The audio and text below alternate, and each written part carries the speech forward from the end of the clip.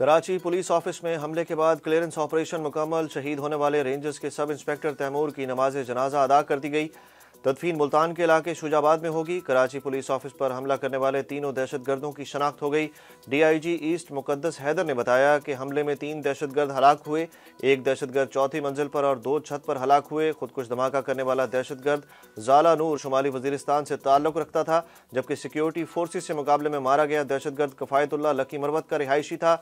तीसरे दहशतगर्द मजीद का ताल्लुक शुमाली वजीरिस्तान के इलाके दिता खेल से था। गुज़श्ता रोज़ कराची पुलिस ऑफिस पर दहशतगर्दों के हमले में 2 पुलिस एहलकारों और रेंजर्स एहलकार समेत 4 अफराद शहीद हुए। इमारत को 4 घंटे बाद क्लियर कराया गया।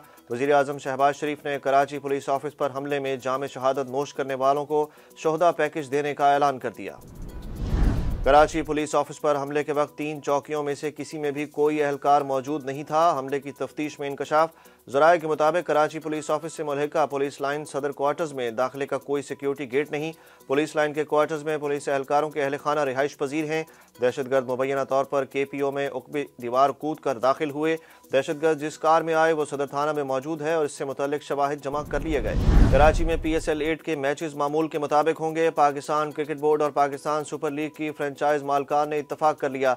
कराची में पुलिस ऑफिस के वाक़े के बाद की सूरत हाल पर गौर के लिए PCB और PSL फ्रेंचाइज के मालकान के दरमियान इजलास हुआ। इजलास में इस बात पर इत्तफाक किया गया कि वाक़े का बराह रास्त पाकिस्तान सुपर लीग से कोई ताल्लुक नहीं। पाकिस्तान सुपर लीग के मैचेस जारी रहेंगे। चेयरमैन पाकिस्तान तहरीक इंसाफ इमरान खान ने 22 फरवरी से जेल भरो तहरीक शुरू करने का ऐलान कर दिया। वीडियो बयान में इमरान खान का कहना था कि हम लाहौर से जेल भरो तहरीक शुरू करने जा रहे हैं। आइन वाज़ेह तरीके से कहता है कि इलेक्शन 90 रोज़ में होने हैं। 91वें दिन का मतलब ये होगा कि जो भी निगरान हुकूमत होगी वो गैर आइनी होगी।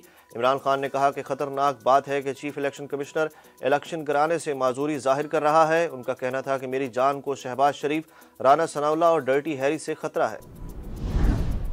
जज की मुबैना ऑडियो लीक का मामला सुप्रीम जुडिशल कौंसिल भेजा जाए, नवाज शरीफ ने मुतालबा कर दिया।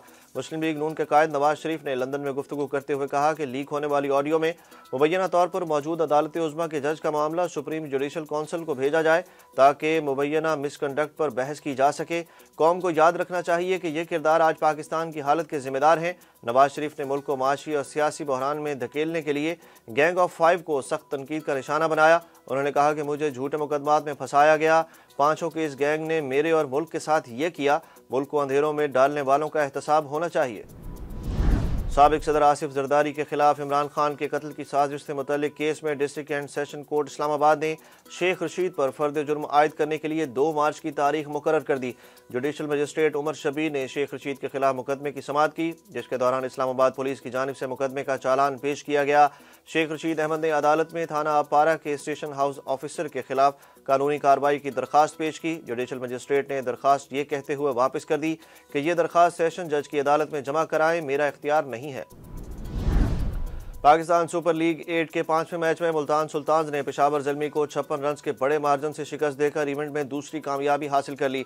बाबर 11 211 रन के हदफ के ताकू में 154 रन पर ढेर हो गई। मुल्तान सुल्तान्स की जानिब से एहसानुल्लाह और उसामा मीर ने 3-3 जबकि अब्बास आफरीदी 2 और कार्लोस 1 शिकार कर सके।